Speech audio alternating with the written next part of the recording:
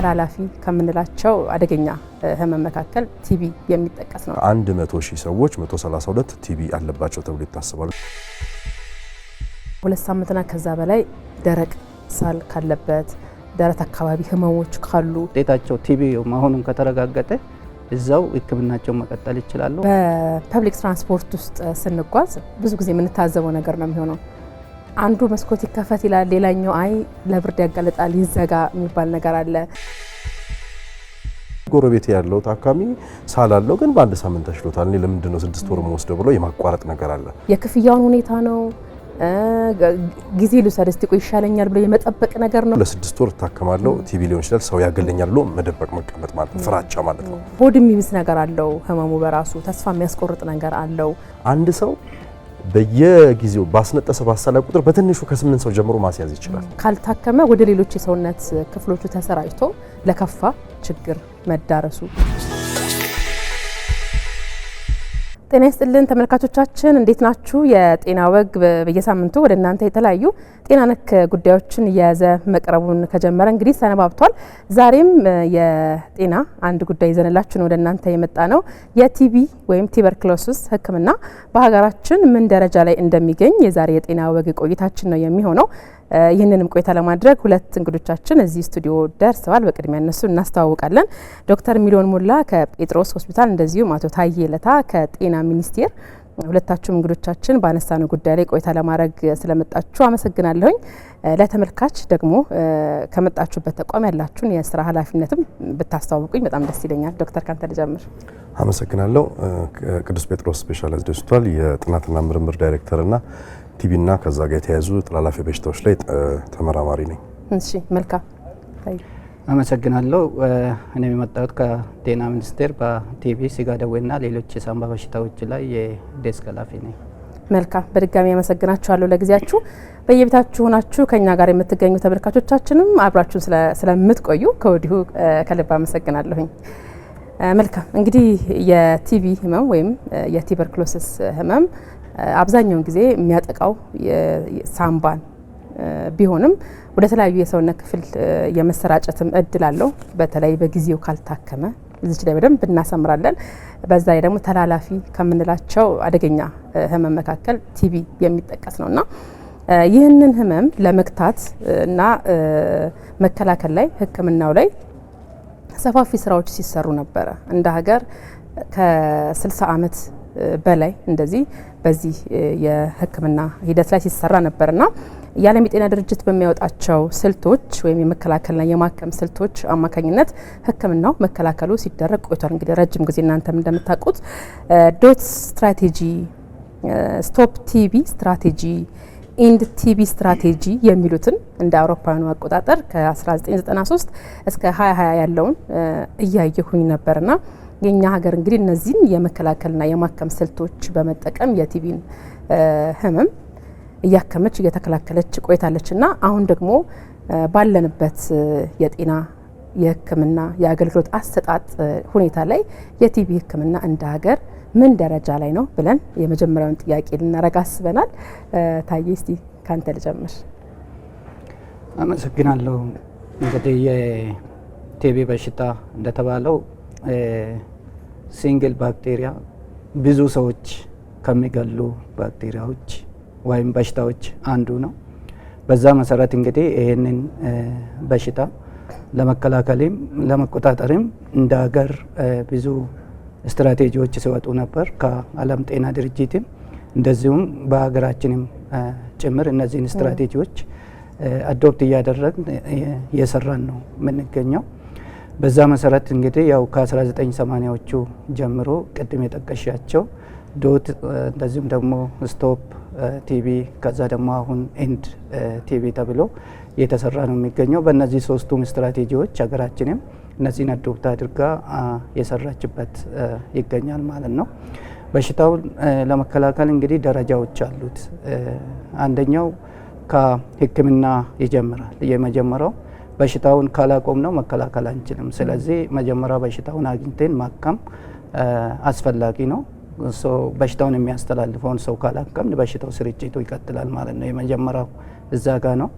ሁለተኛው የምናደርገው ከታማሚው ጋር ደግሞ ግንኙነት ያላቸው ሰዎች የመከላከያ መድኃኒትን በመስጠት በሽታው ባክቴሪያው ሰውነት ውስጥ ካለ ያን ባክቴሪያ ክሊር ማድረግ አስፈላጊነት አለው። ያንን ደረጃ አሁን በዚህ ጊዜ ኢቭን በፊት ከ15 ዓመት በታች ነበር።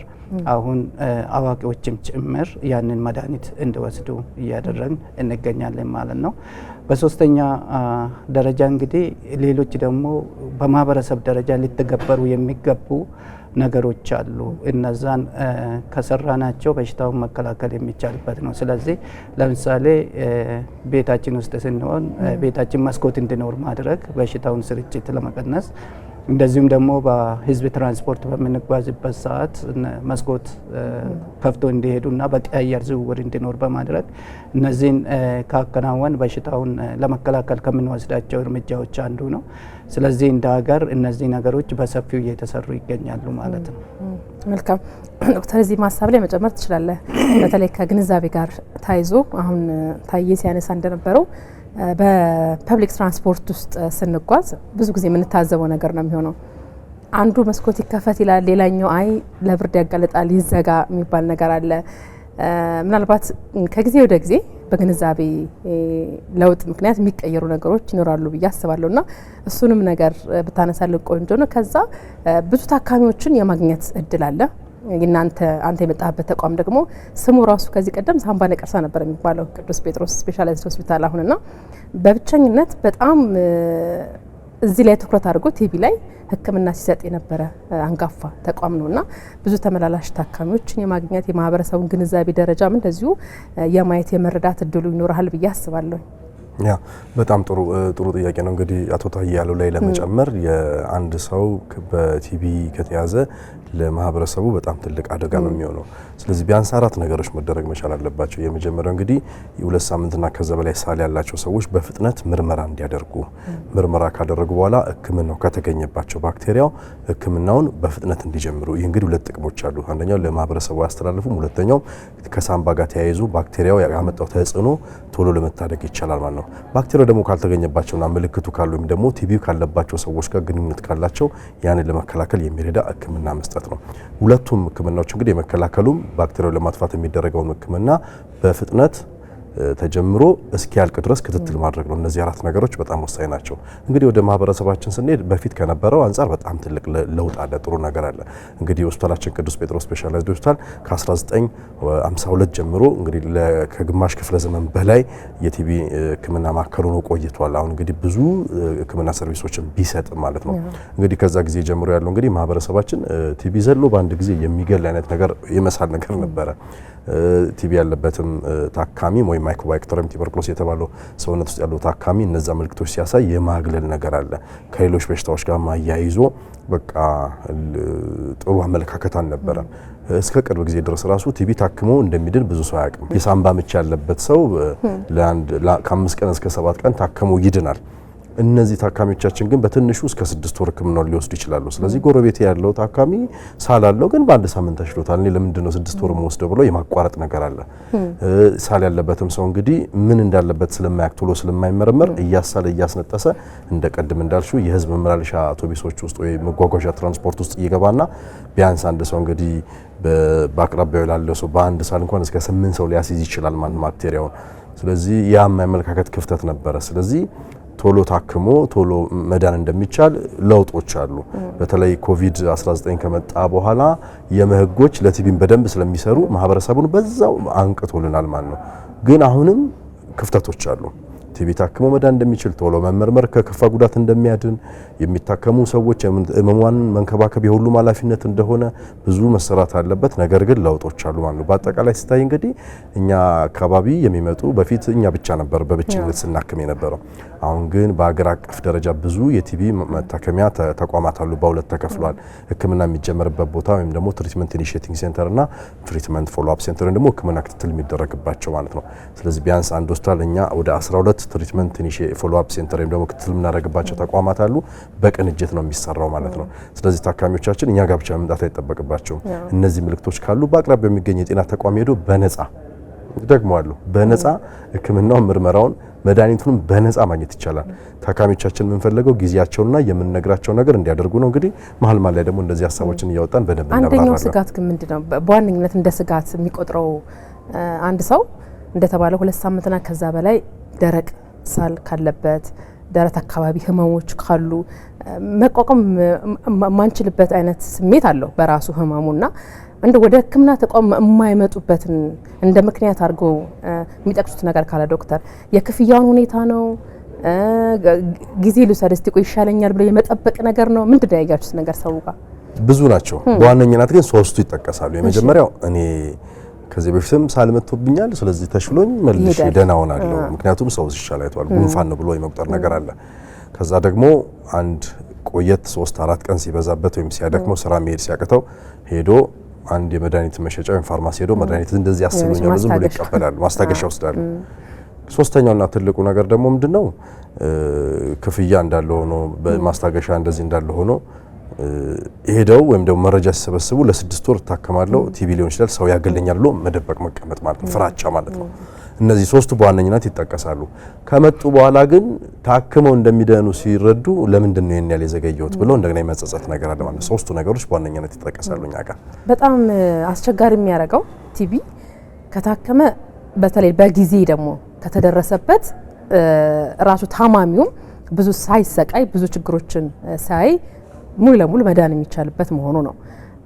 ሌላኛው ደግሞ ካልታከመ ወደ ሌሎች የሰውነት ክፍሎቹ ተሰራጭቶ ለከፋ ችግር መዳረሱ ለከፋ ችግር መዳረጉ ከዛም ባሻገር ደግሞ ቀደም ዶክተር እንዳልከው አንድ የቲቢ ታማሚ እሱ በመታመሙ ብቻ አካባቢው ያሉ ሰዎችን እስከ 15 ሰው ከ8 እስከ 15 ሰው ከዛም በላይ ሰው እንደ ሰውየው እንዳለው እንቅስቃሴ ሊበክል ይችላልና እንደ ሌሎች የማይተላለፉ ህመሞች ቸል የማይባል ነገር ነው።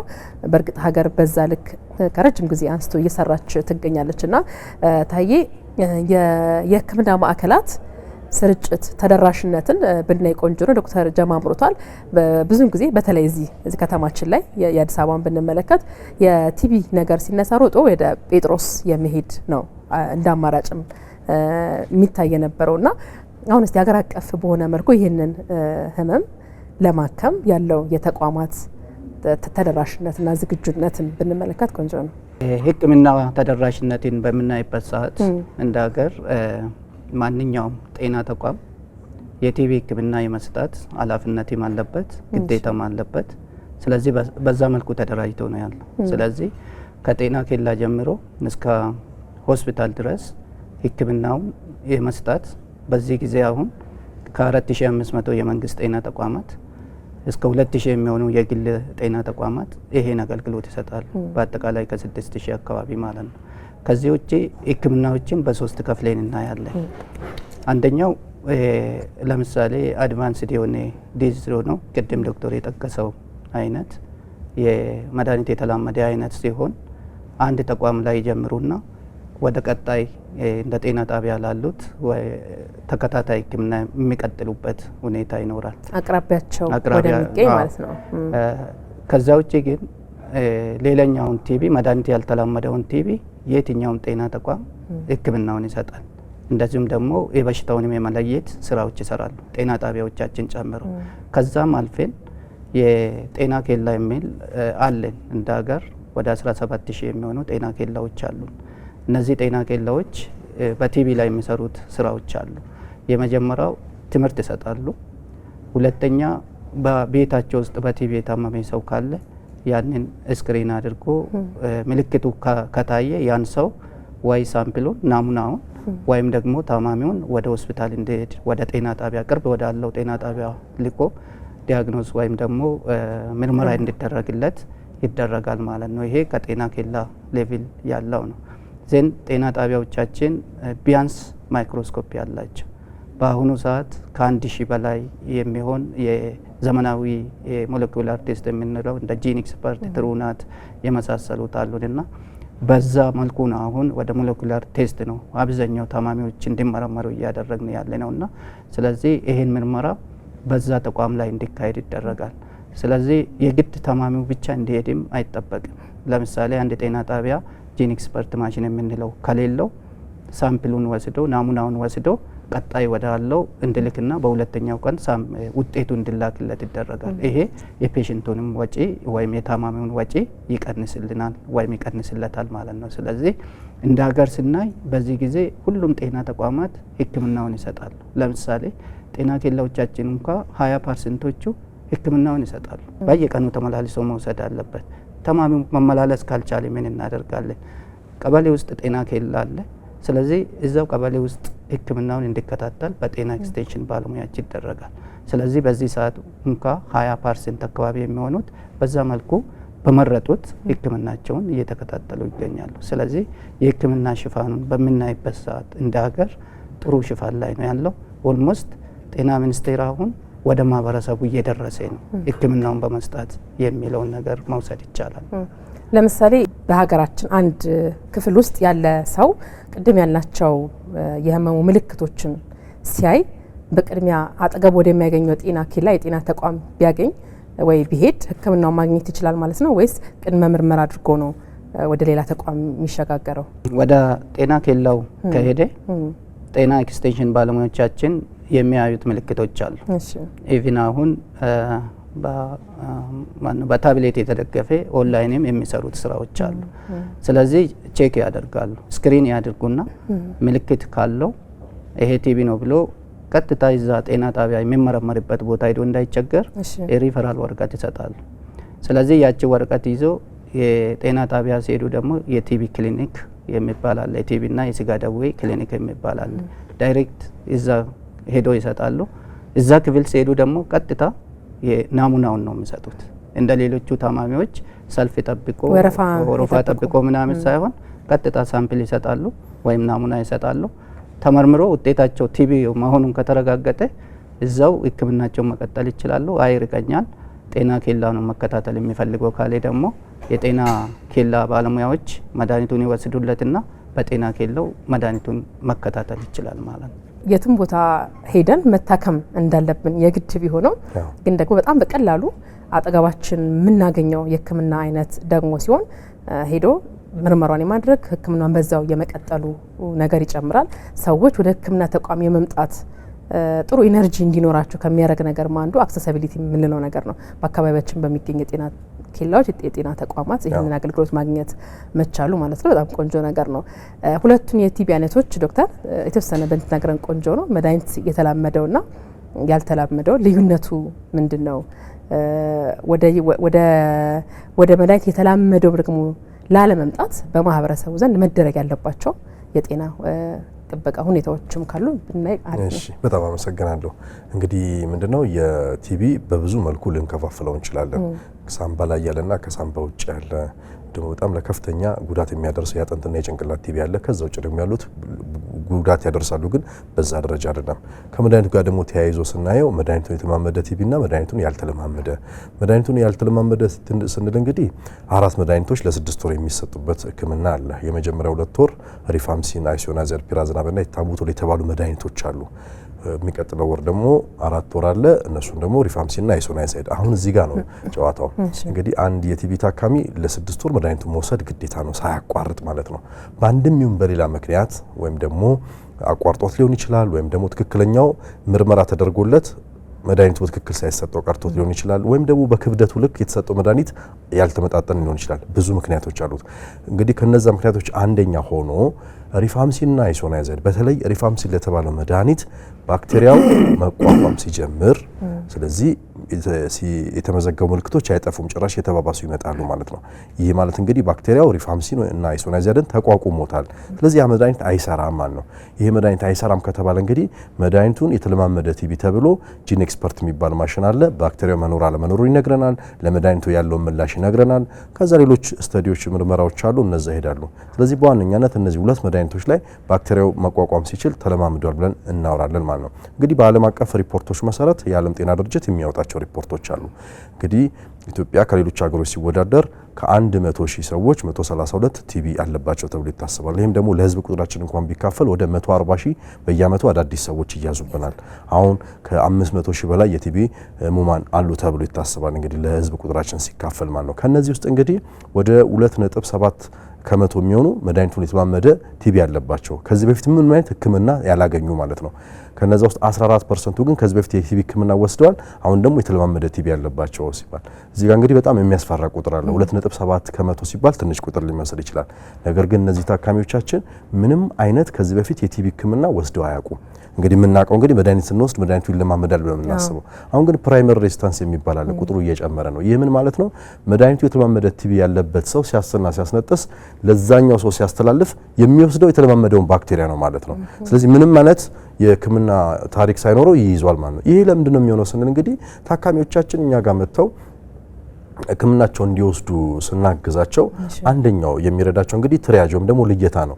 ወረፋ ሳይጠብቁ በፍጥነት እንዲመቻቸው አድርገን ሳል ካለባቸው ቀጥታ ወደ ሳል ክሊኒክ ነው የምንወስዳቸው ቶሎ ሕክምናቸው እንዲጀምሩ። እዛ ከሄዱ በኋላ ቲቢ እንዳለባቸው ሲነገራቸው የመደንገጥ የመናደድ ለምን የሚል ብዙ ጥያቄዎች ይመጣሉ።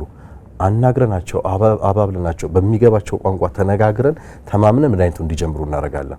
ከዛ የመሰልቸት ነገር አለ። በተለይ የመጀመሪያው 15 ቀን መድኃኒቱን ከወሰዱ በኋላ እነዛ ከላይ ስንጠቅሳቸው የነበሩ ምልክቶች ሳል፣ ትንፋሽ ማጠር፣ የደረት ውጋት፣ ድካም፣ ከዚህ በፊት ሲሰሩ የነበሩ ስራዎች ለመስራት መቸገር፣ ትንፋሽ ማጠር፣ እነዚህ ሁሉ ተደማምረው የመጡት ምልክቶች የመጀመሪያው 15 ቀን መድኃኒቶቹ ሲወሰዱ ይጠፋሉ። ከዛ ታካሚ ምን ብሎ ያስባል? በቃ ድኛለሁ፣ ለምንድን ነው 6 ወር የምወስደው? በቃ አያስፈልገኝ ብሎ የማቋረጥ ነገር ይመጣል። እዚህ ጋር በጣም ትልቅ አደጋ ነው። እንግዲህ መድኃኒቱን የተለማመደ ቲቢ ብለን ስናወራ እንግዲህ 3 ደግሞ የተለያዩ ነገሮች አሉ። የተወሰኑ መድኃኒቶችን የሚለምድ አለ። ከዛ ደግሞ ቀስ እያለ እየጨመረ የመድኃኒት ቁጥር እየጨመረ ይመጣል። ፕሪ ኤክስተንሲቭ የሚባል አለ። ከዛ ኤክስተንሲቭ መጨረሻ ላይ ቶታል የሚባል አለ። ሙሉ የቲቢ መድኃኒቶችን ለምዶ ቁጭ ሊል ይችላል። በዛ ሰዓት እንግዲህ መድኃኒቶችን ከተለያዩ የቡድናቸው ለይተን ነው እንግዲህ መድኃኒት የሚያስፈልገው መድኃኒት አዋቅረን የምንሰጣቸው ማለት ነው። ያሉ መድኃኒቶችን ሊለምድብን ይችላል፣ ሊበላሽ ይችላል ማለት ነው። ስለዚህ የቲቢ ሕክምና ከታካሚው የዘለለ እንደ ሀገር አቀፍም የሚታይ ጉዳይ ነው። የዜግነት ግዴታችን መድኃኒት ጀምረን መድኃኒቱ ቲቢ ያለብን ተብሎ ከተነገረን በኋላ ትልቅ ኃላፊነት ነው። ታክሞ መዳን ብቻ አይደለም፣ ሌላውንም ማዳን ነው፣ ማህበረሰቡን ማዳን ነው። አሁን እኔንም ወይም ታየን ብትጠይቂን ቲቢ ለምንድን ነው የምታክመው ወይ ደግሞ የምትከታተሉት ሲል ለልጆቼ፣ ለባለቤቴ፣ ለሀገሬ፣ ለእናቴ፣ ለአባቴ፣ ለወንድሜ አጠቃላይ ምክንያት ውስጥ አንድ ሰው በየጊዜው ባስነጠሰ ባሳላ ቁጥር በትንሹ ከ8 ሰው ጀምሮ ማስያዝ ይችላል። በየአመቱ 50 ሺህ ሰው ይሞትብናል። ስለዚህ ይሄ ከሕክምና የዘለለ ነገር ነው ያለው ማለት ነው። በአጠቃላይ እንግዲህ ቲቢ ታክሞ መዳን የሚችል ቢሆንም ግን ከታካሚውም ከሐኪሙም ከማህበረሰቡ ክፍልም ርብርብ ካልተደረገ በስተቀር በእነዚህ ሁለት ሰዎች በታካሚና በሐኪም ብቻ መቆጣጠር የምንችለው ነገር አይደለም ማለት ነው። ወደ ጤና ተቋም የመምጣት ምልልስ አለ። ከነርሶች ጋር ከሐኪሞች ጋር የመገናኘት እድል አለ። እንደተባለ ደግሞ አንድ ታካሚ በአግባቡ ታክሞ ካልጨረሰ ሕክምናውን ለራሱም ወደ ከፋ ጉዳት በማህበረሰብ ሁኔታ የተባለውን አይነት ስርጭትና የከፋ ነገር ነው የሚመጣውና እንደው ባለሙያዎቹ ላይ ዶክተር የሚሰራ ነገር አለ? የሆነ ሆድ የሚብስ ነገር አለው ህመሙ በራሱ ተስፋ የሚያስቆርጥ ነገር አለው። ስለዚህ ወደዛ ተቋም ለመምጣት በደንብ የሆነ ኢነርጂ ያስፈልጋል ብዬ አስባለሁኝና አንድ ደግሞ በጎ መንፈስ የሚመጣው ከአካሚዎቻችን ከተንከባካቢዎቻችን ነውና እዛ አካባቢ እንደው በልዩ ትኩረት የሚሰራ ነገር አለ። አዎ በጣም ጥሩ። እኛ እንግዲህ የቲቢ የልቀት ማዕከል ነው ቅዱስ ጴጥሮስ ስፔሻላይዝድ ሆስፒታል ከ50 ዓመት በላይ የሴንተር ኦፍ ኤክሰለንስ ነው። ለቲቢ የህክምና የልቀት ማዕከል ነው። ምርምሮች አሉ፣ ድጋፎች አሉ። እንግዲህ የተለያዩ ስልጠናዎች አሁን እኛ ማከም ብቻ አይደለም ለጤና ባለሙያዎች ስልጠና እንሰጣለን። ቲቢ እንዴት ይታከማል፣ እንዴት ይሄዳል፣ ታካሚዎቻችን እንዴት ሳፖርት እናደርጋለን፣ እናግዛቸዋለን የሚሉ ነገሮች አሉ። ብዙ የምርምር ውጤቶችም እኛ ጋር ይሰራሉ። የምርምር ውጤቶች ያስገኟቸው ነገሮች አሉ። ታካሚዎቻችን እንግዲህ ምንድነው አንድ ሰው ህመሙን ይዞ ሲመጣ ህመሙን ብቻ አይደለም ይዞ የሚመጣው፣ ህይወቱን ነው ይዞ የሚመጣው፣ ኑሮውን ነው ይዞ የሚመጣው፣ ባህሪውን ነው ይዞ የሚመጣው። ስለዚህ እንደ ባህሪው እንደ ኑሮ ሁኔታ የሚቻለው ነገር ሁሉ ይደረጋል። ሁሉ ጊዜ ጧት 4 ሰዓት ላይ የቲቢ ትምህርት አለ። ነርሶቻችን፣ ሐኪሞቻችን፣ ስፔሻሊስት ሐኪሞቻችን በሙሉ ስለ ቲቢ የተሻለ እውቀት አላቸው ተብሎ የሚታስቡ ያንን ቦታ እንዲመሩት ይደረጋል ማለት ነው። ብዙ ጊዜ እንዳልኩሽ እንግዲህ ታካሚው ገና ከመግባቱ ከሌላው ጋር ወረፋ አይጠብቅም። የማይጠብቅበት ትልቁ ምክንያት ይሄ ነገር ትኩረት የሚፈልግ ነገር ነው። ሲያስሉ ሲያስነጥሱ ሌላውም እንትን ነው የሚሆነው። ስለዚህ በፍጥነት እንደዛ ከታዩ በኋላ ወደ ቲቢ ህክምና ክፍል ነው የሚሄዱት። እዛ ከሄዱ በኋላ እንግዲህ በጣም ነው ጊዜ የሚሰጠው። በፊት እንደተባለው ቅድም ታየ ሲነግረን ነበረ። አንድ ሰው አክታ ሲሰጥ በፊት በማይክሮስኮፕ ነው የምናየው ወይም ደግሞ ራጅ የደረሰ ራጅ ነው የምናነሳው። ጂን ኤክስፐርት የሚባለው ማሽን ከመምጣቱ በፊት እንደው የተለየ እንደው ካልሆነ በስተቀር መድኃኒቱን እንሰጣለን ባለው ነገር ማለት ነው። ጂን ኤክስፐርት የሚባለው ማሽን ያመጣልን ነገር ምንድነው እንክብካቤውን ጨምሮልናል። በፊት 2 ሳምንት በትንሹ 2 ሳምንት በዛ ከተባለ 1 ወር ይፈጃል የአክታ ምርመራ በካልቸር አይቶ ለማምጣት። አሁን በ93 ደቂቃ ነው የምናውቀው። ሳምፕሉ ተመላልሶ ናሙናው ተወስዶ የሚፈጀውን ጊዜ እናስባለን እንጂ በ93 ደቂቃ ይነግረናል። ይሄ ደግሞ የታካሚን እንግልት ይቀንስናል። ሳይንስና ቴክኖሎጂ ያመጣልን ነገር ነው ማለት ነው። በ93 ደቂቃ ውጤቱን ካወቅ ነው ጂን ኤክስፐርት የሚባለው ማሽን ከነገረን በኋላ ከሰዓትና ነገና ከነጎዲያና የሚባል ነገር አይኖርም ማለት ነው። ምንልሱን በጣም ይቀንሳል። በጣም ነው የሚቀንሰው። ስለዚህ ያንን በ93 ደቂቃ ከደረሰልን እንግዲህ ሌሎች ታካሚዎችም ያው አገልግሎቱን ስለሚያገኙ እነሱን ተራ ከማስጠበቅ እንጂ ውጤቱ ልክ እንደደረሰ ህክምናውን በተመሳሳይ ቀን መጀመር ይችላል ማለት ነው። የጉበትና የሌሎች ምርመራዎች መድኃኒቱን ሲወስድ ጉበቱ እንዳይነካው የሚደረግ ነገር አለ። ቅድሚያ ለነሱ ነው የሚሰጠው። ያ ጉበት ምርመራ ተደርጎ የሚዋጠው መድኃኒት ጉበትን እንዳይነካ የጉበት ደረጃን አይተን መድኃኒቱን ደግሞ እንመርጣለን። ለጉበት የሚስማማለ የማይስማማለ፣ ለኩላሊት የሚስማማለ የማይስማማለ፣ እነዚህን ሁሉ አስተናግደን በግማሽ ቀን ውስጥ የሚያልቅ ነው ማለት ነው። ሰዎች አሁን ብዙ ጊዜ ያን ሁሉ ወረፋን ያልጠብቅም፣ ጊዜ የለኝም፣ ደክሞኛል፣ ቀጠሮ የለኝም፣ ይሄ መስሪያ ቤት አይፈቅዱልኝም እየተባለ በህይወት ነው ዋጋ እየከፈልን የምንሄደው ማለት ነው። እነዚህ ሁሉ ነገሮች እንግዲህ ተሻሽለው 6 ወር የሚወስደው 6 ወር ይወስዳል፣ 9 ወር የሚወስደው 9 ወር ይወስዳል፣ እንደ የህክምና ውጤቱ አይነት ማለት ነው። በተቻለ አቅም እንግዲህ ሳይንስና ቴክኖሎጂ አሁንም እየሰራ ነው። የቲቢን ህክምና ወደ 1 ወርም ለማምጣት አሁን ወደ 4 ወር እያደረስነው ነው። ስለዚህ እየወረደ ይመጣል። በአጠቃላይ ግን ሲታይ ምንድነው ታካሚን ማዕከል ያደረገ አገልግሎት ስለምንሰጥ በፊት የነበሩ እንግልቶች፣ መዘግየቶች፣ የውጤት መጥፋቶች እንደዛ ነገሮች የሉም። ሁሉም ዶክመንት የሚደረጉት ወይም ደግሞ የሚሰነዱት ኤሌክትሮኒካሊ ነው፣ ዲጂታል እየተደረገ ነው። አብዛኛው ነገር የታካሚዎችን ዶሴ ወደ ኮምፒውተር ውስጥ ገብቷል። ስለዚህ ከሆነ ጊዜ በፊት ለህክምና እኛ ጋር የመጣው ካለ የካርድ ቁጥሩን ብቻ አስገብተን ወይ አባቴ እናት ስሙን አስገብተን እዛ ስር ያለው ነገር ማውጣት እንችላለን ማለት ነው። አሁን ወደዛ በደንብ እየሄድን ነው። ስለዚህ ከዶክመንት መጥፋት ጋር፣ ከፔሸንት ከታካሚ እንግልት ጋር፣ ከመድኃኒት እጥረት ጋር፣ ከምርመራ ጋር ያሉ ነገሮች በደንብ እየተሻሻሉ ጥሩ የህክምና ሰርቪስ እየሰጠን እንገኛለን ማለት ነው። አንደኛው ነገር ይሄ ነው አይደል? ቴክኖሎጂ ቅንጦት አይደለም። ሁሉም የስራ ዘርፍ የስራ መስክ ያስፈልገዋል። አሁን ደግሞ በደንብ እያየን ነው በዚህ ረገድ። ከዚህ ቀደም ካርድ መጥፋት በተለይ በጣም ብዙ ተመላላሽ ታካሚዎች ያሉበት ቦታ ላይ የወረፋው እንግልቱ እነዚህ ነገሮች ታካሚ ወደዛ ተቋም ላለመምጣት እንደው በተቻለ አቅም የሚቀርበትን ምክንያት ነበር የሚፈለገውና አንድ የራስን ህይወት አስይዞ በእነዚህ አይነት መልኩ ህክምና መከታተል በጣም ከባድ ነው የሚሆነው።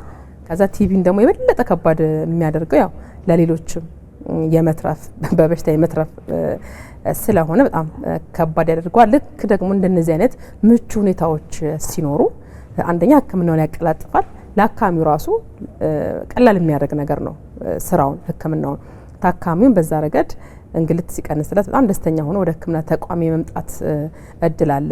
ቴክኖሎጂ ወደ ኤአይም አድጓል። ቲቢ ህክምናውን በዚህ ረገድ ዘምኗልና ታዬ ደግሞ ቲቢና ኤአይ ምን ደረጃ ላይ እንደሆነ ተሰነ ነገር አመሰግናለሁ። ወደ ኤአይ ከመሄዴ በፊት ቅድም ዶክተር ካነሳቸው ነገሮች ጋር እያዤ ስፔሻሊ የጤና ባለሙያዎቻችን ዴዲኬሽን ኮሚትሜንት እዛ ላይ አንዳንድ ነገሮችን ማንሳት ይፈልጋለሁ። ቅድም እንደተባለው እንግዲህ ቲቢ ቅድም የግሎባል ያለውን ዶክተር አንስቶታል እና የኢትዮጵያውን ስናይ አሁን ከ100 ሺህ ወደ 141 ሰው ነው በቲቢ የሚያዘው ዘንድሮ የወጣው ሪፖርት የሚያሳየው እና ሞትንም አዳዲስ የሚያዙት አዳዲስ እያዛል ተብሎ የሚገመተው ማለት ነው። ይሄ ማለት ከህዝባችን ቁጥር ጋር ስናይ ወደ 186 ሺህ አካባቢ ነው የሚሆነው። ሞትንም ስናይ እንግዲህ ከ100 ሺህ 14 ሰው ይሞታል ተብሎ ነው። ይሄ ድሮ ከነበረን በኋላ ላይ ልናነሳ እንችላለን። ይሄን ፓርት ወደ 19 ሺህ አካባቢ ማውረድ የተቻለበት ነው። ከዚህ ጋር ተያይዞ ህክምናው ሲሰጥ እንግዲህ ባለሙያዎች ድሮ የምነጫነጩት እንደዚህ ፔሽንቶች የሚፈሩት አይነት አይደለም። አሁን ያለው ያለን ርዕሱ አዲስ አበባ ውስጥ ወደ ገጠር ወጥቴ ስናይ ለምሳሌ ጎዳና ተዳዳሪ ልጆች አሉ። እነዛን ለይቶ ስክሪን አድርጎ ቲቢ ተገኝቶባቸው መድኃኒት ምግብ ስለሌለ መድኃኒት አንወስድም የሚሉ ታማሚዎች አሉ። የራሳቸውን ለነሱ ሚሳ ቋጥሮ ይዞ መጥቶ በየቀኑ የራሳቸውን ከቤታቸው ምግብ እያመጡ ምግብ እየሰጧቸው መድኃኒት የሚሰጡ ባለሙያዎች አሉ። ስለዚህ ይሄ ጤና ሚኒስቴር ያስቀመጣቸዋል አንዱ ርህራሄ የሚለው ማለት ነው። ያንን ኢምፕሊሜንት የሚያደርግ ባለሙያ ነው አሁን ያለውና የቲቢን ህክምና በዛ መልኩ በተደጋጋሚ በየቀኑ ስለሚያገኟቸው በተለይ የመጀመሪያውን 2 ወር ትሬንድ ያደርጋሉ፣ ጓደኛ ያደርጋሉና ያ ጥሩ ደረጃ ላይ የደረሰበት ነው።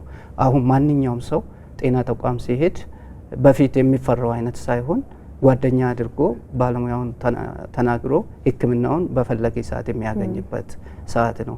ሌላኛው ድሮ የነበረው ለካርድ ሌሊት 6 ሰዓት መጥቶ የሚሰለፍበት ዘመን ነበር። አሁን ግን ቅድም ዶክተር አንስቶታል፣ በመጣ ሰዓት ሁሉም ካርዱን አወጥቶ የሚታከምበት ዘመን ላይ ደርሰናል። ለቲቪ ደግሞ ቅድም ያነሳ ነው አለ ከታች ከቤቱ አካባቢ ያለው ጤና ኬላ በቃ ቲቪ ምልክት አለው ተብሎ ከመጣ ምንም ሳይጠብቅ ናሙናውን ሰጥቶ የሚሄድበት ዘመን ላይ ደርሰናል። ይሄን አይል ቀላል ሆኗል። ስለዚህ ህዝባችን ሳይፈራ ወደ ጤና ተቋም ሄደው ማንኛውም ሳል ያለበት ሰው አሁን መታከም ይችላል ማለት ነው። ከዚህ ጋር ተያይዞ እንግዲህ ሕክምናዎቻችንን በተቻለን መጠን እያሳጠርን የመጣንበት ነው ያለው 6 ወር፣ ቀጣይ ደግሞ 4 ወር፣ ከዛ ደግሞ የተለያዩ ምርምሮች የተሰሩ ስለሆነ ከዛ በታችም የሚወርድበት ሁኔታ ይኖራል ማለት ነው። ያ እንደቀጠለ ነው። ያ ሆኖ እንግዲህ ከኤአይ ጋር ታይዞ ያለው እንግዲህ አርቲፊሻል ኢንተለጀንስ ኢትዮጵያ እንደ ሀገር ቴክኖሎጂዎች ሲመጡ ለህዝባችን የሚጠቅም ከሆነ ፈጥነን የማሄድ ነገሮች አሉ። ቅድም አንስተናል። ከማይክሮስኮፒ ጀመር፣ ከዛ ወደ ጂን ኤክስፐርት መጥተናል። ጂን ኤክስፐርት ማሽን በ2 ሰዓት ውስጥ ውጤት ይሰጣል ማክሲመም ማለት ነው። ስለዚህ ሳምፕሉ ሰጥቶ በ2 ሰዓት ውስጥ ውጤቱን ያገኛል። ድሮ በነበረን ሰዓት ሳምፕሉን ኮሌክት ለማድረግ ራሱ 3 ቀን ነው የሚፈጀው። ከዛ ውጤቱ ደግሞ ሲጠበቅ ፔሸንቱ ራሱ በመሀል ሊጠፋ ይችላል ማለት ነው። አሁን ግን ህጋችንም የሚለው ጋይድ ላይናችን ያወጣንም አንድም የቲቢ ታማሚ ቢያንስ በ24 ሰዓት ውስጥ ሕክምና መጀመር አለበት። ይሄ አሁን ጤና ሚኒስቴር ጋይድ ላይናችን አውጥተን ያስቀመጥንበት ነው። ሶ ማንም ታማሚ ከመጣ በሁለት መንገድ እንመረምራለን። አንደኛ የመጀመሪያው ሁሉም ታማሚዎች ቴክኖሎጂውን አክሰስ ማድረግ አለባቸው። 1000 ነው ያለን፣ ከ1000 በላይ ደግሞ 4000 ሄልዝ ፋሲሊቲ አለን። ስለዚህ እንዴት እናደርግ ስንል ለምሳሌ ጂን ኤክስፐርት ማሽን የሌላቸው ጤና ተቋማት 2 ሳምፕል ይወስዱና 3 ሳምፕል ይወስዱና ሁለቱን እዛው ባላቸው በማይክሮስኮፒ ይሰራሉ። አንደኛውን ኢሚዲየትሊ ይልካሉ። ዘን ኢሚዲየትሊ የተላከው ውጤት በዛን ቀን የማይደርስለት ከሆነ እዛ በወሰዱት ሳምፕል መርምሮ ቲቢ ከተገኘበት እዛው ነው ቀን ሕክምና እንዲጀምር ይደረጋል። ተጨማሪ ምርመራ የተላከው ለምሳሌ መድኃኒት የተላመደ ነው አይደለም የሚለውን ነገር ደግሞ ይለይልናል። ተጨማሪ እሱን በመጣ ውጤት ላይ ክሊኒሻኖቹ ይወስናሉ ማለት ነው። አሁን አርቲፊሻል ኢንተለጀንስ እንደዚሁ ኢንትሮዲውስ እያደረግን ወይም እያስገባን ነው ማለት ነው። ለምሳሌ በዚህ አመት መስከረም ጀምሮ ማለት ነው ኤአይ የተገጠመለት 225 ማሽኖችን አስገብተናል። ይሄ ምንድነው? ኤክስሬይ ነው። ኤክስሬይ ያነሳል፣ ከዛ ራሱ ያነብና ይሄ ሰው የቲቢ ምልክት አለው የለውም የሚለውን ነገር ይነግረናል። እንግዲህ እነዚህ ሁላ የቴክኖሎጂ ድጋፎች ተደርገው ቅድም እንዳልነው ሀገር እንግዲህ 50-60 ዓመት ከዛ በላይ ቲቪ ላይ በደንብ ወጥራ እየሰራች ነውና አሁን ለዚህ ውጤት እነዛ ነገሮች ባይሰሩ ኖሮ ባንዴ ወደዚህ መምጣት የሚቻል አልነበረምና ይህ ሁላ ነገር በመደረጉ የሞት ምጣኔን ምን ያህል ቀንሷል? አዳዲስ የመያዝ ምጣኔ ምን ያህል ቀንሷል? ያው እንግዲህ የሚለካው በዛ ይመስለኛል። ሰዎች ሳይሞቱ አዳዲስ ሰዎች ሳይያዙ ሲቀሩ ኦኬ ለውጥ አለ ለካ ቲቪ ላይ የተሰራ ነው የሚባል ነገር በዛ ነው የሚለካው ብዬ ስላሰብኩኝ ነው። ታየ ምን ውጤት ወጣ፣ ኢምፓክቱስ ምንድን ነው የሚሉ ነገሮች ጥሩ ነገሮች ናቸው። ያንን ካለካን ለውጥን አናይ። ለምሳሌ በ1980ዎቹ ውስጥ በኢትዮጵያ ውስጥ ከ100 ሺህ ሰዎች 400 ሰው ቲቪ አለበት ተብሎ ነው የሚገመተው። ያ ማለት በአመት ማለት ነው። ይሄ ማለት እስከ 800 ሺህ ሰው በቲቪ ይታመማል ማለት ነው። ይሄ አመታዊ ግምት ነው። አሁን ከኢንድ ቲቪ ስትራቴጂ ከመጣ ወዲህ በየአመቱ ሜዥር እያደረግን ይህን ነው። ኢንድ ቲቪ የመጣው ደግሞ እንደ ፈረንጆቹ አቆጣጠር ከ2015 ጀምሮ ማለት ነው። ስለዚህ ከዛ ጊዜ ጀምሮ የቲቪን ስርጭት ከነበረበት ከመቶ ሺህ ወደ 192 ከመቶ ሺህ ነበረ። አሁን ወደ 141 አካባቢ ማውረድ ተችሏል። ይሄ ማለት ከመቶ ሺህ ሰው ከመቶ ሺህ ሰው ይሄ ማለት በ30% ከ2015 ከነበረን መቀነስ ተችሏል ማለት ነው። ይሄ አንዱ ያየነው ውጤት ነው። ሁለተኛው ምንድነው ሞትን ነው። የሞት ምጣኔውን በምናይበት ሰዓት በዚህ በ2015 እንደ አውሮፓውያን አቆጣጠር የነበረው እንደዚሁ 26 አካባቢ ነበር ከ100,000 ሰዎች ማለት ነው። አሁን በ2024 እንደ አውሮፓውያን አቆጣጠር ወደ 14 ማውረድ ተችሏል። ይሄ ማለት ወደ 46% መቀነስ ተችሏል ማለት ነው። ስለዚህ ውጤቶቹ ስናይ የቀነስን ኢቭን ከዚህ በላይ በጣም ሄደን ነበር። በመሀል ግን ኮቪድ መጣ፣ የተለያዩ ነገሮች መጡብንና ትንሽ ወደ ኋላ ላግ አደረግን እንጂ የመቀነሱ መጠን ከዚህ በላይ ነበር። ግን ያም ሆኖ እነዚህ ችግሮችም እያለ በስርጭቱ 30% መቀነስ ተችሏል። ይሄ ማለት እንግዲህ በ2015 ከነበረን እንደ ፈረንጆቹ አቆጣጠር ከ192 ከ100,000 ወደ 141 ከ100,000 መቀነስ ተችሏል ስርጭቱ። እንደዚሁም ደግሞ ሞርታሊቲውን ወይም የሞት ምጣኔውን ከ26 ከ100,000 ወደ 14 ከ100,000 መቀነስ ተችሏል። ሌላኛው መድኃኒት የተላመደ ቲቪ ነው። መድኃኒት የተላመደ ቲቪም እንደዚሁ ውጤቱን እየለካን ነው የምንሄደው። አገራዊ ሰርቬይንም ዳሰሳዎችንም እንሰራለን። 3 ጊዜ ተሰርተዋል እና እንደ ሀገር አሁን 2500 አካባቢ መድኃኒት የተለማመደ ቲቪ አለ ተብሎ ነው የሚገመተው የ2025 የግሎባል ቲቪ ሪፖርት የሚያሳየው ማለት ነው። እዛ ላይም በምናይበት ሰዓት ይሄንንም በሁለት ከፍሌን ነው የምናየውና አንደኛው ከዚህ በፊት በተደጋጋሚ ቲቪ የታከሙ ሰዎች ውስጥ የሚገኘው የቲቪ ስርጭት መድኃኒት የተላመደ የቲቪ ስርጭት ኦልሞስት ወደ 17-18% ነበር። አሁን ግን ወደ 11% ያንን ማውረድ ተችሏል።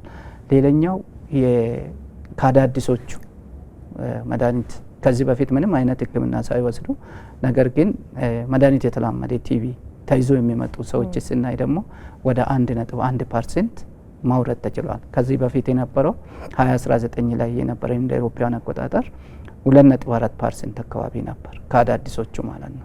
ይሄን አሁን ወደ 1.1 ወርደዋል። ይሄ ኢቭን ከ5 ዓመት በፊት የሰራነው ጥናት ነው።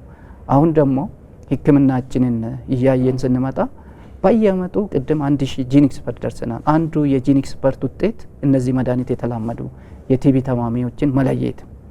ስለዚህ 300 ማሽኖች እያለን የምንለየውን በታች አሁን 1000 እያለን የለየ ነው። ዛት ማለት ይሄ ማለት የበሽታውን ጫና የቀነስን የመጣን አይነት ነው። ስለዚህ ኔክስት የምናደርገው ይሄ የመቀነስ አዝማሚያው እውነት ነው አይደለም የሚለውን ነገር ዳሰሳ መስራት ያስፈልጋል።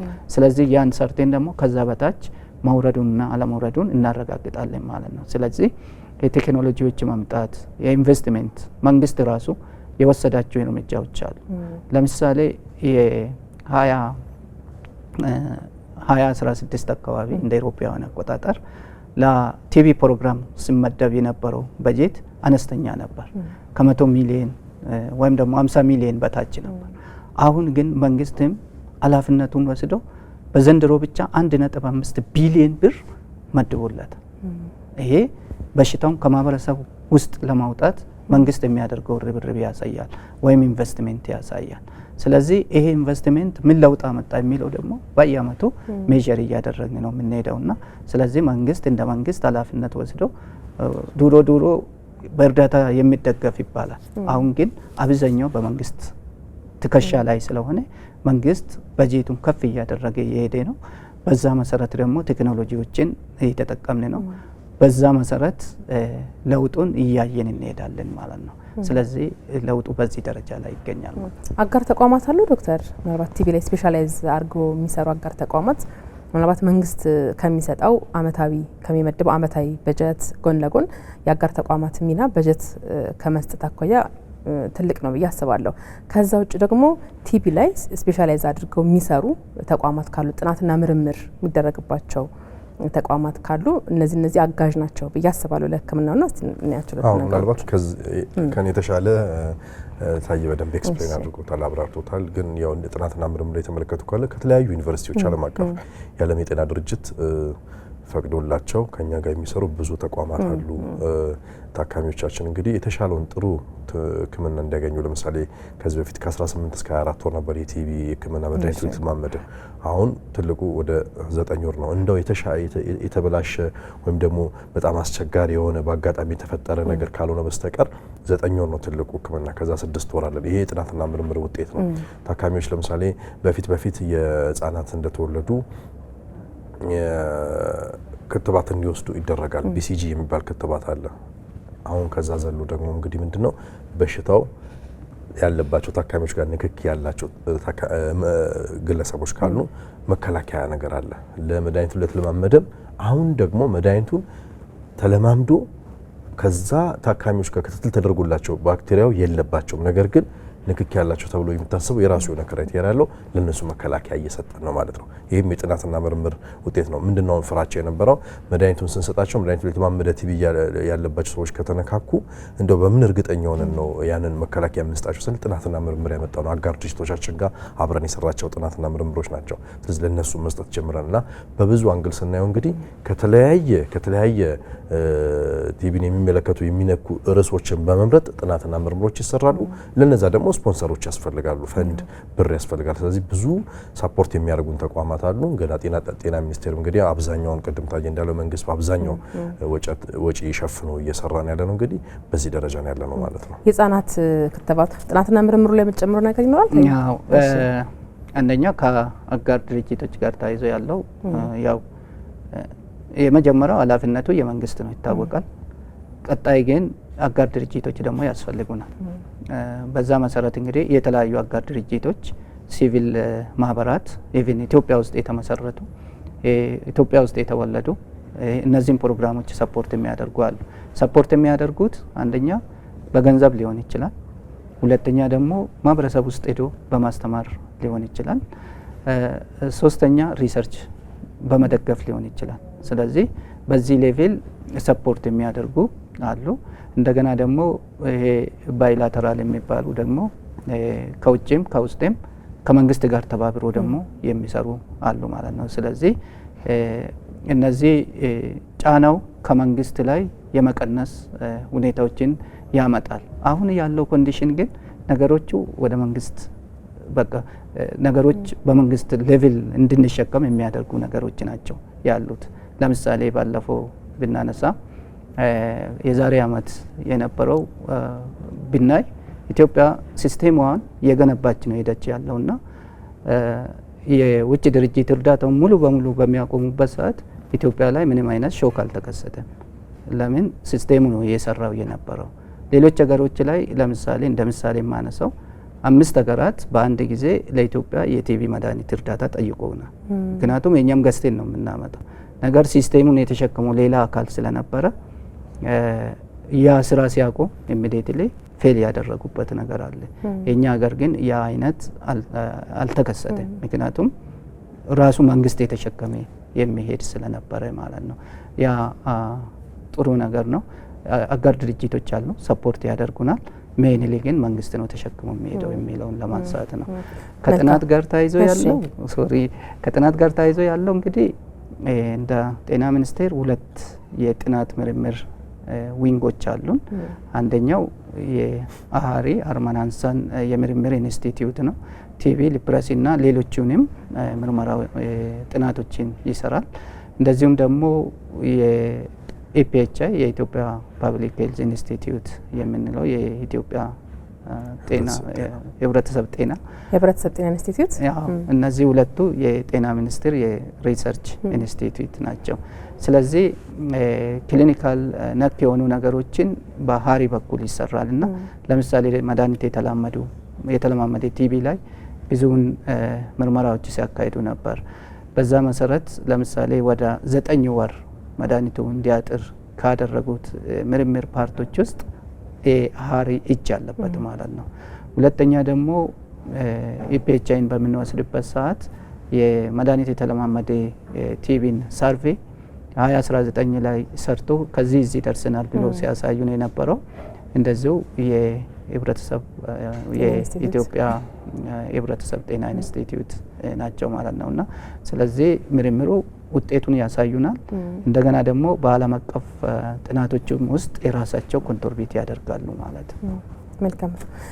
የህፃናት ክትባት BCG ልክ እንደተወለዱ የሚሰጥ ነው። ከዛ በኋላ ደግሞ ሌሎች የሚሰጡ ክትባቶች አሉ ከቲቪ ጋር ታይዞ ዶክተር? እንግዲህ ክትባት አንድ ነው ያለው የBCG ነው። እሱ ምንድነው ቲቪን ለመከላከል ሳይሆን ከቲቪ ውስጥ በተለይ የአጥንትና የጭንቅላት ቲቪን ለመከላከል ነው። እነሱ እንግዲህ ቲቪን በሚያሳየው የጸባይ ሲቪር እና ነን ሲቪር ብለን እንከፍለዋለን ማለት ነው። ሲቪር ማለት እንግዲህ አጥንትና የጭንቅላት ነው። እንግዲህ ሁለቱ ህጻናት ላይ የሚያድጉ ናቸው። አጥንት ላይ ከመጣ እድገት ውስንነት ሊኖር ይችላል። ጭንቅላት ላይ ከመጣ ደግሞ በፍጥነት ገዳይ ሊሆን ይችላል። ስለዚህ እነዚህን ለመከላከል የሚሰጥ ነው ማለት ነው። ሌሎቹ ቲቪዎች ግን ሊይዛቸው ይችላል። እነዚህ ሁለቱ ግን ለመከላከል ነው። ከዛ ውጭ እንግዲህ ሌላ ክትባት እስካሁን ሳይንስ የደረሰበት የለም። ምንድነው የምናደርገው? የመከላከያ ነገር ግን አለ። የመከላከያ ህክምና። ይሄ ምን ማለት ነው? ፕሮፋላክሲስ እንለዋለን። ታካሚዎቻችን በአንድ ሚሆን በሌላ ምክንያት ከቲቪ ከያዛቸው ሰዎች ጋር ንክኪ ካላቸው ያንን ንክኪ ወደ ቲቪ መቀየሩ አይቀርም። ወይም ደግሞ የጎንዮሽ ህመም ካለባቸው HIV ኤድስ ሊሆን ይችላል፣ ስኳር ሊሆን ይችላል፣ የኩላሊት መውደቅ ሊሆን ይችላል።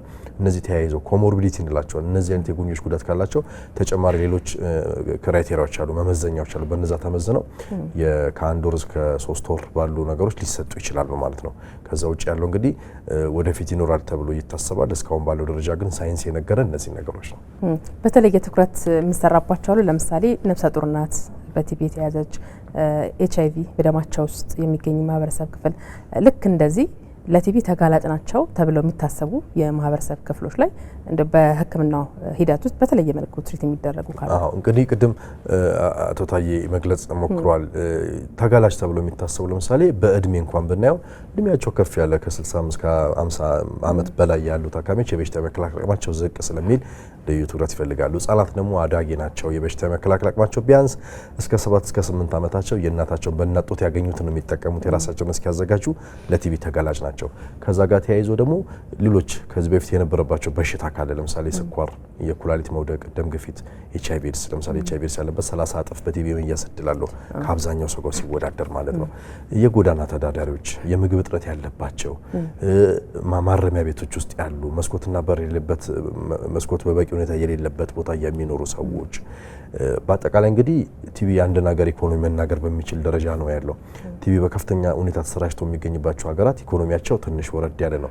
ቲቪ የለም በሚባል ደረጃ ያለባቸው ደግሞ ኢኮኖሚያቸው ጠንካራ ነው። ስለዚህ ከኢኮኖሚ ጋር ሲገናኝ ኢኮኖሚያቸው ዝቅ ያሉ ሀገሮች የሚገለጹባቸው ነገሮች አሉ። ያኗኗሩ ዘይቤያቸው ዝቅ ያለ ነው። የምግብ እጥረት ይኖራል። ተላላፊ በሽታዎች በብዛት ይገኛሉ።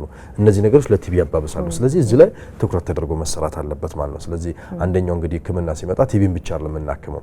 ታካሚዎች እንዲመቻው ከምናደርጋቸው የስኳር ህመም ካለ እዛው ቲቪ የወሰዱበት ቦታ የሚመቻቸው ቦታ መርጠን እዛው ክትትላቸው እንዲያደርጉ፣ HIV ኤድስም ካለ HIV ኤድስ ሕክምና ክትትል እዚህ፣ ቲቪ ደግሞ እዛ የሚባል ነገር አይኖርም። ታካሚው እንዲመቸው ሁሉንም በአንድ መስኮት እንዲያገኝ እናደርጋለን ማለት ነው።